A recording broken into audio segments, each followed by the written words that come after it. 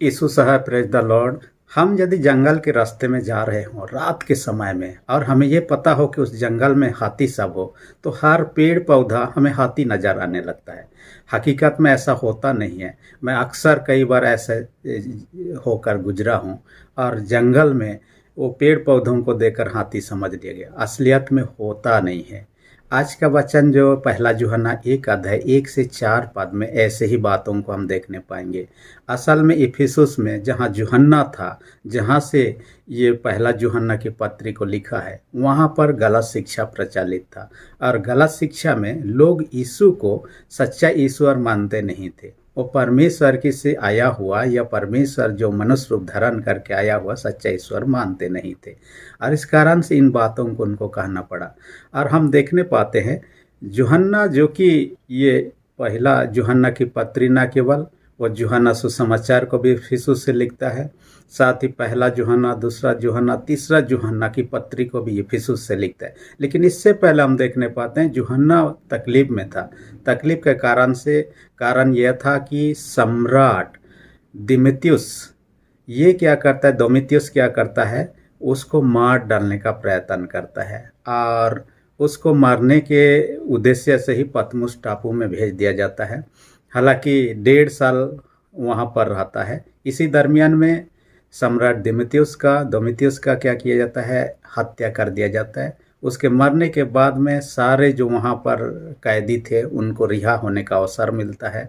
1.5 साल के बाद में उस प्रांत का जो गवर्नर था लैरेंटियस, उन्होंने उसको रिहा कर देता है। यहाँ तक कि इनको बहुत आज़ादी दे दिया जाता है। इस कारण से जब आता है इफिसुस में इन पत्रियों को लिखता है। उस समय में जो प्रचलित जो गलत शिक्षा था उसमें से एक था डोसेटिज्म करके है, दूसरा है ज्ञानवाद जो कि नोस्टिसिज्म के बाद से, उस पर हम लोग बाद में चर्चा करेंगे। परंतु एक बात है कि यीशु मसीह को सच्चा ईश्वर लोग नहीं मान रहे थे। गलत शिक्षा के कारण से उसको गलत ठहराने का कोशिश कर रहे थे। इसलिए यूहन्ना को इस पत्री के माध्यम से उसको खंडन करना पड़ा। यीशु मसीह परमेश्वर की ओर से देह धारण लेकर आया हुआ है इन बातों को। इसलिए मैंने यहाँ पर शीर्षक रख दिया है जीवन का वचन यीशु मसीह। जीवन का वचन जो है यीशु मसीह वही है। इसी में ही हम लोग एक हेडिंग बना दे, जीवन का वचन यीशु मसीह। तो 3-4 पॉइंट पर हम चर्चा करेंगे, क्योंकि 1 से लेकर 4 पाद पर हमने चर्चा किया है। उसमें से हर पाद पर एक एक शिक्षा हम देखेंगे। पहला पाद पर हम देखेंगे, कहता है जीवन का वचन देहधारी हुआ, यानी परमेश्वर के साथ में यीशु मसीह वचन के रूप में सृष्टि के समय में था। क्योंकि हम यूहन्ना 1:1 में देखते हैं, आदि में वचन था, वचन परमेश्वर के साथ था और वचन परमेश्वर था, सब कुछ उसी के द्वारा बनाया गया। यानी सृष्टि का काम के समय वचन के रूप में परमेश्वर के साथ यीशु मसीह विद्यमान था और सृष्टि का काम उनके द्वारा से ही किया गया। उसके बाद में हम देखने पाते हैं, जब सृष्टि का काम हुआ, आदम हवा को आदन की वाटिका में रखा। बीच में 2 वृक्ष था, एक था ज्ञान भले बुरे ज्ञान का वृक्ष था जिसे खाने के लिए परमेश्वर ने मना किया था। वहाँ पर और एक वृक्ष था, जीवन का वृक्ष था, जो यीशु मसीह था। और ये उस फल में इतनी शक्ति थी कि यदि आदम हवा उस फल को तोड़कर खा लेते कभी नहीं मरते। बाइबल हमें सब बताती, ऐसा ना हो कि आदम उस फल को तोड़कर खा ले और अमर हो जाए। इसलिए उस जीवन का वृक्ष को स्वर्ग को उठा के ले लिया गया। वो जो वृक्ष था, जीवन का वृक्ष है, 2000 साल पहले मनुष्य रूप धारण करके मरियम के गोद में बैतलहम में यीशु मसीह के रूप में जन्म लेकर आता है। वही यीशु था जो कि हम सृष्टि के समय वचन के रूप में देखे थे। वही यीशु मसीह को जीवन का वृक्ष के रूप में देखने पाते। वही यीशु मसीह को यहाँ 2000 साल पहले लोगों के बीच में देखने पाते हैं। इसलिए ये परमेश्वर की ओर से देह धारण होकर, परमेश्वर जो देह धारण होकर इस धरती पर है, इसलिए सच्ची ईश्वर है, उसमें कोई भी ये नहीं है। डोसेटिज्म जो शिक्षा था उनका क्या था, ये मनुष्य रूप में दिखता है यीशु, लेकिन असल मनुष्य नहीं है, ये आभास है, मनुष्य के रूप में एक आभास है। वो तो आत्मा है, वास्तव में वो आत्मा है, इसलिए सच्चा मनुष्य है ही नहीं। दूसरा एक शिक्षा था नोस्टिसिज्म, जो ज्ञानवाद से जुड़ा हुआ है। इनका ज़्यादातर विचार क्या था, ज्ञान बहुत ज़रूरी है, ज्ञान के बिना मनुष्य पूर्णता को प्राप्त नहीं कर सकता है।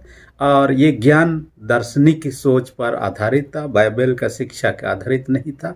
और उनका ये था कि ये दुनिया पापी है, नश्वर है और ईश्वर तो पवित्र है, इसलिए ईश्वर मनुष्य रूप धारण नहीं कर सकता, क्योंकि मनुष्य रूप धारण करेगा तो वो भी पापी हो जाएगा। तो ऐसा नहीं हो सकता है। इसलिए लोग नहीं मानते हैं कि यीशु साधारण इंसान था और जो उन्होंने उद्धार का काम को पूरा किया क्रूस के ऊपर में। असल में यीशु जब बपतिस्मा लिया, वहाँ पर कबूतर आता है, वो परमेश्वर अपना आत्मा भेजता है यीशु के माध्यम से काम करने के लिए। यीशु साधारण था, वो ईश्वर नहीं था। फिर क्या किया, जब यीशु क्रूस काट में लटका दिया जाता है तो वहाँ पर कहता है, हे मेरे परमेश्वर, हे मेरे परमेश्वर, तूने मुझे क्यों त्याग दिया, छोड़ दिया।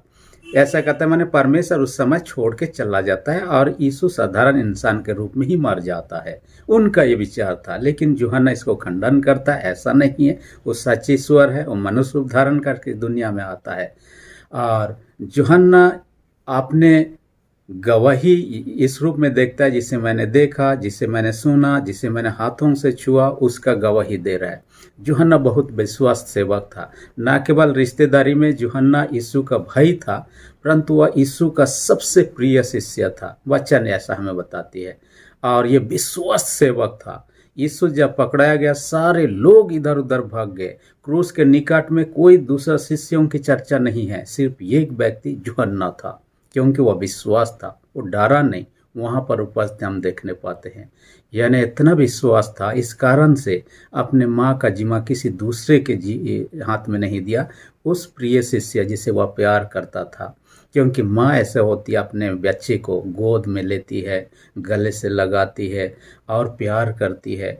वो प्यार जो यीशु के प्रति प्रकट किया है मरियम ने, उसके प्रति देने के लिए उसके बाद में नहीं है, परंतु प्रिय शिष्य जो जिससे वह प्यार करता था उनका जिम्मा देता है। हालांकि यरूशलेम में कुछ दिन रहने के बाद में इफिसुस में चले जाते हैं मरियम को लेकर और वहीं रहने लगते हैं। जो भी हो, परंतु हम देखने पाते हैं आगे के क्रम में ऐसा समय आता है, उसको पतमुस टापू में जाना पड़ता है। परंतु एक बात है, यहाँ यीशु मसीह देह धारण होकर उन बातों को जोर देना चाह रहा है। दूसरा पॉइंट में बोलता है, दूसरा पाद में, जीवन का वचन अनंत जीवन देता है। जीवन यीशु के साथ जुड़ा हुआ है। अब देखिए यूहन्ना 14:6 में कहता है, मर सत्य और जीवन मैं हूँ। जीवन का मतलब ऐसा जीवन जो कभी खत्म नहीं होने वाला। ऐसा जीवन नहीं है कि कुछ दिन के बाद में खत्म हो जाए। यीशु के द्वारा दिए जाने वाला जीवन ऐसा जीवन नहीं है। हम यूहन्ना अपने अनुभव से ये बातों को कहता है। हम देखने पाते हैं जब डोमिटियन ने उसको पतमुस टापू में भेजा, उससे पहले क्या किया, वह तेल को उबाला और उबलते हुए कढ़ाई में उनको डाला गया था मार डालने के लिए। अद्भुत रीति से परमेश्वर ने उनको बचा लिया। जब वहां नहीं मारा, उसके बाद पतमुस टापू भेजा गया। कहा जाता है कि पतमुस टापू जब जा रहे थे नौका में और कैदियों को लेकर, उस समय आंधी तूफान आ जाता है। जैसे कि मैं वर्णन में पढ़ रहा था, आंधी तूफान आता है तो क्या होता है, एक कैदी क्या हो जाता है, आंधी तूफान के कारण से उनका बोट में नौका में टकराता है तो पानी में गिर जाता है। जैसे पानी में गिर जाता है, उसके बाद में यूहन्ना प्रार्थना करने लगता है। बाकी लोग नौका में रहता है, ऐसा ना हो कि वह डूब के मर जाए, क्योंकि आंधी तूफान बहुत ज़्यादा था। इसलिए प्रार्थना करता है और एक लहर उधर से आता है, ऐसा उछल देता है कि वो नौका में फिर से आ जाता है। ये घटनाओं को जब लोगों ने देखा जो नौका में थे, ताज्जुब हो गए, ये व्यक्ति कैसा इंसान है। इसलिए जब वह पतमुस टापू में गया, वहाँ भी प्रार्थनामय जीवन को व्यतीत करता था। कहा जाता है कि जहाँ प्रार्थना करता था वह चट्टान था, बड़ा सा चट्टान था। जैसे यीशु ने उनको दर्शन दिया, अचानक से आवाज़ आने लगा और उस चट्टान 4 टुकड़ा में भाग हो गया और वहाँ यीशु का दर्शन किया। और उसके बाद में वो लिखने का काम को ये किया, जिसमें स्वर्गदूत उनको अगुवाई करता है क्या लिखना है, प्रकाशित वाक्यों को, जो भी हो। परंतु यह अद्भुत चीज़ों को अपने जीवन में देख चुका था। ईश्वर कैसे उनके जीवन को रक्षा कर चुका था। आजकल के जीवन में भी इस बातों को देखना, ना केवल यीशु के समय, यीशु भी कई लोगों को जिलाया, जिनकी चर्चा हम सुसमाचार में पाते हैं, जिसमें से प्रमुख रूप से लाजर का जिलाया जाना, जो 4 दिन कब्र में पड़ा था, उसके बावजूद भी आदमी सड़ने लगता है, ऐसे समय में यीशु मसीह उसको जिंदा करते हैं। आपने कभी साधु किशन सिंह का घटना के बारे में सुना होगा, मैं काफ़ी बार चर्चा किया हूँ। जब वह लद्दाख जा रहा था, एक गांव में पहुंचा, वहाँ लोगों को सुसमाचार प्रचार के यीशु का, तो लोगों ने कहा यीशु में क्या खास बात, हम तो पहले से अपने जीव जो भी मानते आ रहे हैं। उन्होंने कहा अनंत जीवन देता है। तो इनको लगा कि उसमें कौन सा शक्ति है, चाहे मुर्दों को भी जिलाता है इत्यादि कहता है, आपको बचा सकता है तो बोलिए, हम टेस्ट करना चाहते हैं, यदि आपको बचा लेगा हम आप उस पर विश्वास करेंगे।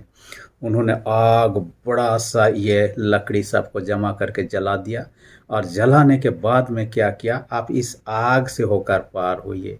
इतने भयंकर आग, फिर भी उन्होंने प्रार्थना किया और आग में पैर रखा, जैसे ही अचानक से ऊपर से बादल फटा। आप जानते हैं कि बारिश का दिन में कहीं कहीं पर बादल पड़ता, आकाश से एक ही साथ में अनगिनत बारिश पानी नीचे गिरता है, वैसा ही बादल फटा, वहाँ गिरा, सारे आग को ये कर दिया, माने आग जलना बंद हो गया।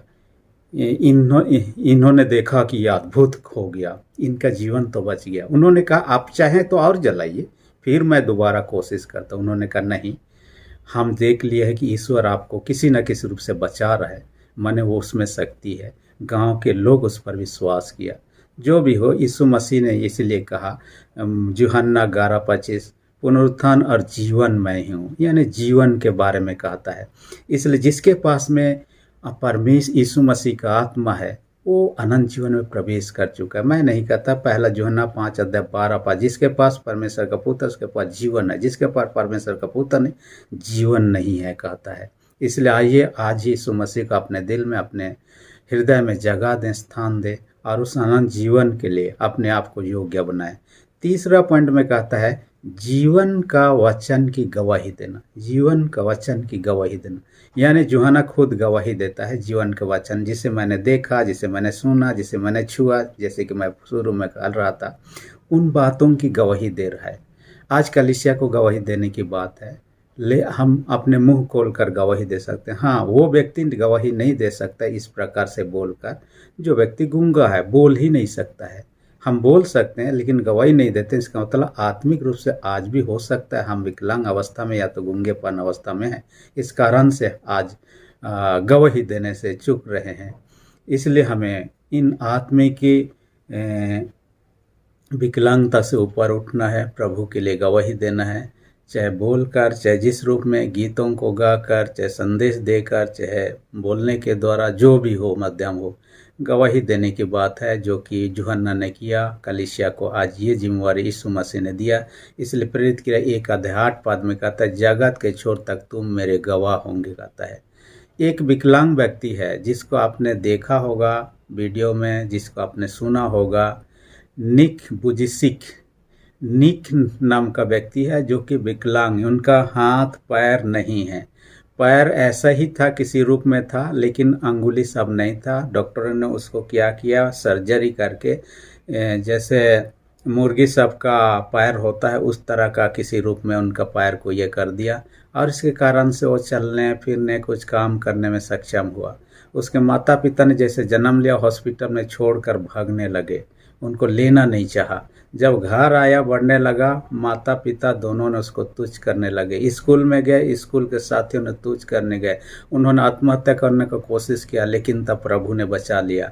समय ऐसा आया, आज वह व्यक्ति सफल इंसान में से एक है। आज उनके एक न केवल एवेंजलिस्ट है, न केवल मोटिवेशनल स्पीकर है, कई देश में वो शॉर्ट वीडियो सब बनाता है, कई सारे चीज़ और करता है, ड्राइविंग कर सकता है, तैर सकता है, दूसरी चीज़ काम कर सकता है।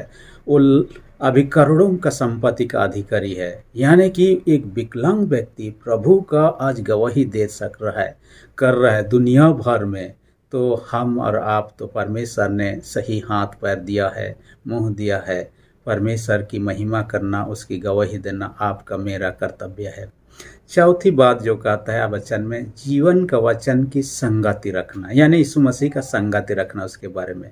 और ये यीशु मसीह जो है, यीशु नाम धरती में दिया हुआ, ये सांसारिक नाम है, माता पिताओं के द्वारा से दिया हुआ। मसीह नाम स्वर्गीय नाम, यानी कि यहाँ पर यीशु को सच ईश्वर सच मनुष्य के रूप में यहाँ संगति होते हुए एक साथ देखने पाते हैं, जिसे ग्रीक भाषा में कोइनोनिया कहा जाता है। और ये कोइनोनिया का अर्थ ऐसे घनिष्ठ संबंध है जो यीशु का परमेश्वर के साथ था, यूहन्ना का ईश्वर के साथ था, लोगों के साथ था। आज यही संगति, आपका मेरा संगति ईश्वर के साथ सही बना रहे और लोगों के साथ भी सही बना रहे। और ऐसा करने के द्वारा क्या होगा, हम परमेश्वर के शरण में होंगे, परमेश्वर के आशीष का भागी होंगे।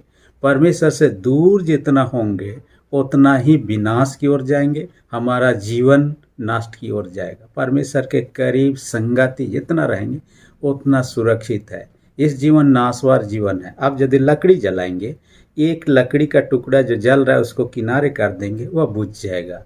फिर जो लकड़ी नहीं भी जल रहा हो उसको उठा के यदि उस लकड़ी जहाँ पर जल रहा हो वहाँ आप रखिए, ऑटोमेटिक धीरे धीरे उसमें आग पकड़ लेता है। वैसे ही हम संगति में रहेंगे, परमेश्वर का आत्मा से भरपूर रहेंगे, परमेश्वर के आशीष से भरपूर रहेंगे। हमारा जीवन में वो आनंद और शांति होगा जो यीशु मसीह के माध्यम से संसार के लोगों को परमेश्वर देना चाहता है। इसलिए यीशु मसीह को इस दुनिया में आना पड़ा, क्योंकि सांसारिक जीवन क्षण भर का है, कुछ ही दिन के बाद खत्म होगा। लेकिन एक ऐसा जीवन यीशु मसीह देना चाहता है जो कभी खत्म होने। आप जानते हैं सूरज जिसे हम देखते हैं, वैज्ञानिकों का यह मानना है 5 बिलियन साल के बाद में क्या होगा, ये नष्ट हो जाएगा। जो तारों को हम देखते हैं स्टार्स, कहता है 9 से 10 बिलियन ईयर्स के बाद में वो भी नष्ट हो जाएंगे। यानी कोई परमानेंट नहीं है। लेकिन यीशु ऐसा जीवन देता है जो परमानेंट है, कभी खत्म नहीं। उस जीवन को पाना चाहते हैं, आइए उस यीशु को उद्धारकर्ता के रूप में स्वीकार करें, अपने दिल में ग्रहण करें। परमेश्वर का आशीष आपके साथ बना रहे, आमीन। हम प्रार्थना, सेनाओं के जीत पिता धन्यवाद देते हैं, आज के वचन का हमसे बातें किया, होने दे हर एक सुनने वाले छोटे बड़े सबों को अपने स्वर्गीय आशीष से भर दे। जिनको बीमार है उन सबों को तेरे हाथ में सौंप देते हैं, यीशु के नाम से उनको चंगाई प्रदान कर। जिनके विश्वास कमजोर, उनके विश्वास को दृढ़ मजबूत कर। प्रार्थना यीशु के नाम से मांगते हैं, आमीन। यदि अब तक आपने मेरे चैनल को सब्सक्राइब नहीं किया, इसी घड़ी रेड बटन को प्रेस करके सब्सक्राइब कर दीजिए। जो बेल आइकन निकलेगा उसे भी प्रेस करके ऑल पर सेट कर दीजिए, ताकि आने वाले वीडियोस का नोटिफिकेशन आपको समय पर मिल सके। धन्यवाद।